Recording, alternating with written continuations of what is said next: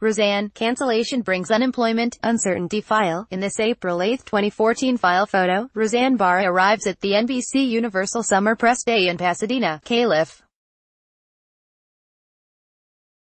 The unprecedented sudden cancellation of ABC's TV's top comedy, Roseanne, has left a wave of unemployment and uncertainty in its wake. Barr's racist tweet and the almost immediate axing of her show put hundreds of people out of work. Photo by Richard Shotwell, Envision, AP, File, Los Angeles, AP. The unprecedented sudden cancellation of one of television's top comedies has left a wave of unemployment and uncertainty in its wake. Roseanne Barr's racist tweet and the swift axing of her rebooted show put hundreds of people out of work, with some wondering whether they would be paid, most knowing they wouldn't be, and few with any legal recourse. A lot of people there are just middle-class Americans making a living, and now they're out of work, especially at a time when we're ramping up into production for the fall season. Rebecca, son of the industry trade publication The Hollywood Reporter, said in an interview with the Associated Press.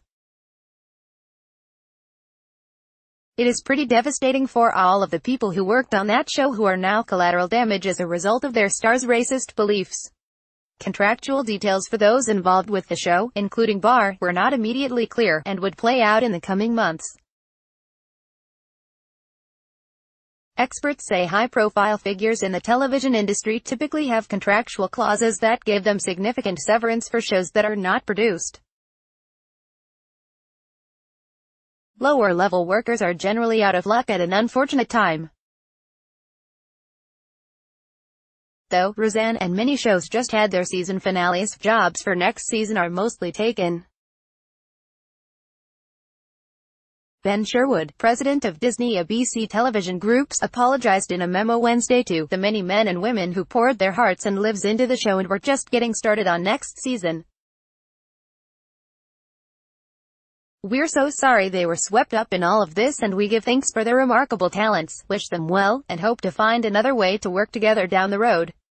The cancellation came on the first day of meetings for the newly assembled writers for the fall season of Roseanne. They arrived after Barr's tweet, but before ABC President Channing Dungey's announcement that the show was finished, leading to what executive producer and writer Dave Kaplan said were a lot of bittersweet hellos, and a couple hours later, a lot of very difficult goodbyes. "Everybody is still in shock at how quickly this all went down," Kaplan told The Hollywood Reporter on Wednesday.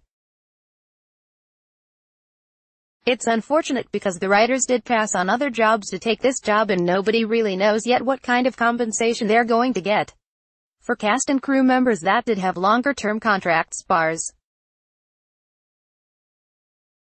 show-sinking tweet could be deemed, strange as it sounds, an act of God.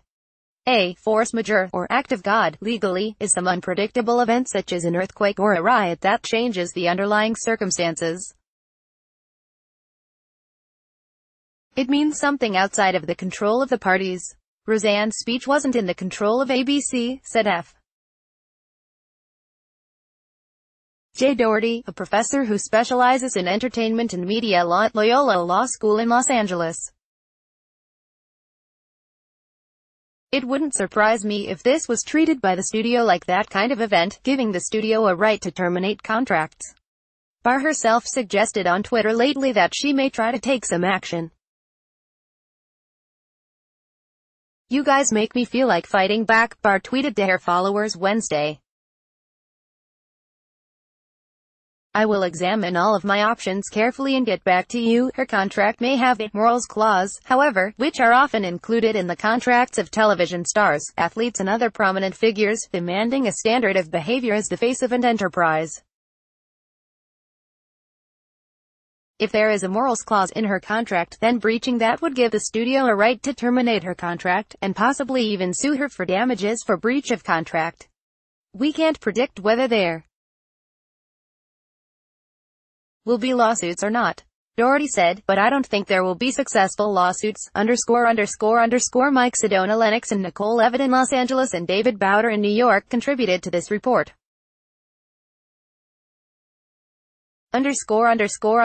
Follow Andrew Dalton on Twitter, https://twitter.com/AndyJamesDalton. Copyright 2018 The Associated Press. All rights reserved. This material may not be published, broadcast, written or redistributed. Advertiser content.